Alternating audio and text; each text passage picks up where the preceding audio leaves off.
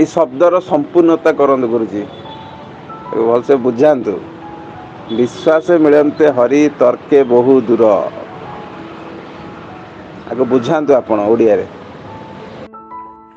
Simple ଭାବରେ ବୁଝାଇବା ପାଇଁ ଗଲେ, ଯଦି ଆମ ମନରେ ଈଶ୍ୱରଙ୍କ ପ୍ରତି ବିଶ୍ୱାସ ଅଛି, ତେବେ ଆମକୁ ହିଁ ଈଶ୍ୱର ପ୍ରାପ୍ତି ହେବେ। ଯଦି ଆମେ ଈଶ୍ୱରଙ୍କ ପ୍ରତି ଆମ ମନରେ ବିଶ୍ୱାସ ନାହିଁ, ଆମେ ଈଶ୍ୱରଙ୍କୁ ଜ୍ଞାନ ବଳରେ ଆଉ ତର୍କ ବଳରେ ଆମେ ତାଙ୍କୁ ପାଇବା ପାଇଁ ଚେଷ୍ଟା କରିବା, ଆମେ କଦାପି ତାଙ୍କୁ ପାଇବାନି।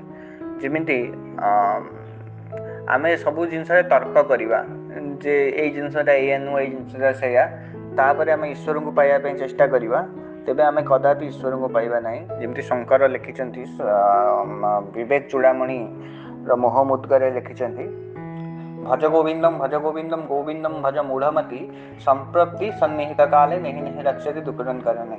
ତା ମାନେ ହେଉଛି ଯେ ଆପଣ ଯେତେ ବି ଜ୍ଞାନୀ ହେଇଥାନ୍ତୁ, ଆପଣ ଯେତେ ବି ଜ୍ଞାନ ଆପଣଙ୍କ ପାଖରେ ଥାଉ, ଆପଣ ଯେତେ ବି ବ୍ୟାକରଣ ଶାସ୍ତ୍ର ଜାଣିଥାନ୍ତୁ, ମୃତ୍ୟୁ ସମୟରେ କୌଣସି ବ୍ୟାକରଣ ଆପଣଙ୍କ କାମ ଦେବନି। କେବଳ ଈଶ୍ୱରଙ୍କ ଚିନ୍ତନ, ଈଶ୍ୱରଙ୍କର ନାମକୁ ଆପଣ ଯେତେ ନେଇଥିବେ, ସେଇଟା ହିଁ ଆପଣଙ୍କୁ ରକ୍ଷା କରିବ।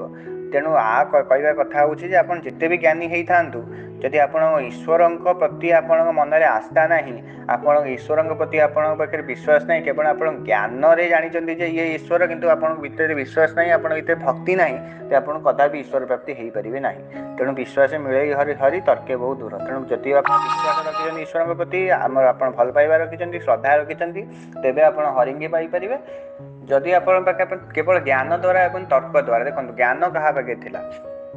ଆପଣଙ୍କ ରାବଣଙ୍କ କଥା ମୁଁ କହି ଉଦାହରଣ ଦେବି। ରାବଣଙ୍କ ପାଖରେ କ'ଣ ଜ୍ଞାନ ନଥିଲା? ରାବଣଙ୍କ ପାଖରେ ବହୁତ ଜ୍ଞାନ ଥିଲା, କିନ୍ତୁ ହନୁମାନଙ୍କ ପାଖରେ କ'ଣ ଥିଲା? ହନୁମାନଙ୍କ ପାଖରେ ବିଶ୍ୱାସ ଥିଲା। ତେଣୁ ସେ ସେଇ ବିଶ୍ୱାସରେ ଲଙ୍କାକୁ 100 ଯୋଜନା ଲଙ୍କା ଲାଙ୍ଗିଦେଲେ ରାମ ନାମ ଧରିକି, ସେଇଟା ହେଉଛି ବିଶ୍ୱାସ।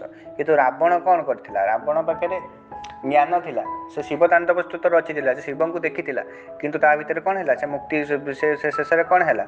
ସେ ରାମଙ୍କ ହାତରେ ମଲା। କ'ଣ ପାଇଁ ମଲା? କିନ୍ତୁ ତା ପାଖରେ କ'ଣ ହେଇଥିଲା? ତା ପାଖରେ ତର୍କ ଥିଲା। ସେ ମୁଁ ହେଉଛି ଜ୍ଞାନୀ, ମୁଁ ହେଉଛି ସବୁଠାରୁ ବଡ଼, ଇଏ ରାମ କେବେ ବି ଈଶ୍ୱର ନୁହନ୍ତି, ତାଙ୍କ ପାଖରେ ଇଏ ନାହିଁ, ସିଏ ନାହିଁ। ସେ ସବୁ ଜାଣିକିରି ସେ ସମସ୍ତଙ୍କୁ ଚିହ୍ନି ପାରିଲାନି। ଯେଉଁ ଶିବଙ୍କୁ ସିଏ ପୂଜା କରୁଥିଲା, ସେ ଶିବଙ୍କର ଏକାଦଶ ରୁଦ୍ରକୁ ସେ ଚିହ୍ନି ପାରିଲାନି। କ'ଣ ପାଇଁ ଚିହ୍ନି ପାରିଲାନି? ତା ପାଖରେ ସେତିକି କ'ଣ, ତା ପାଖରେ ତର୍କ ଯେଉଁ ଜିନିଷଟା ଥିଲା, ତା ପାଖରେ ଅଧିକ ତର୍କ କରୁଥିଲା ସବୁ ଜିନିଷ, ତେଣୁ ସେ ଚିହ୍ନି ପାରିଲାନି। ତେଣୁ